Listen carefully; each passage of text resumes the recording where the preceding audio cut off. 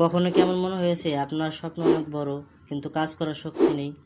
আপনি ভাবেন কাল থেকে শুরু করব, কিন্তু সেই কাল আর কখনো আসে না। আপনি বই লিখতে চান, নতুন কিছু শিখতে চান, নিজেকে ইমপ্রুভ করতে চান, কিন্তু তার বদলে আপনি ফোন স্ক্রল করেন বা টিভি দেখেন। কেন এমন হয়? কারণ আপনি অলস নয়, আপনার মস্তিষ্ক শুধু কঠিন কাজ এড়াতে চায়। যখন কোনো কাজ বড় বা কঠিন মনে হয় তখন আপনার ব্রেন বলে এটা পরে করি, এখন একটু ইজি কাজ করি। কিন্তু সুখবর হলো আপনি এই অভ্যাস বদলাতে পারবেন।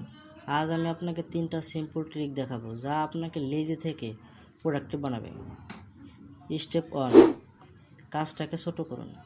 বড় কাজ মানে ভয়, তাই কাজটাকে ছোট ছোট করে ফেলুন।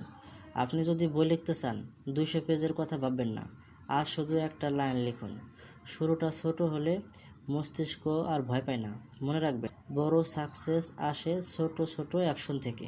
স্টেপ 2, রুটিন বানান। ইচ্ছাশক্তির উপর ডিপেন্ড করবেন না, কারণ মোটিভেশন সব সময় থাকে না, কিন্তু রুটিন থাকলে কাজটা অটোমেটিক হয়ে যায়। যেমন ঘুম থেকে উঠে পানি খাওয়া বা 5 মিনিট কিছু শেখা। এই ছোট রুটিনগুলোই আপনার লাইফ চেঞ্জ করে। স্টেপ 3, সবচেয়ে কঠিন কাজ হলো step 3, minute rule. Minute rule ব্যবহার করুন। সবচেয়ে কঠিন কাজ হলো শুরু করা, তাই নিজেকে বলুন আমি শুধু 2 মিনিট করব। বই পড়তে চান, 1 পেজ পড়ুন। এক্সারসাইজ করতে চান, 2 মিনিট। একবার শুরু করলে আপনি নিজেই চালিয়ে যাবেন।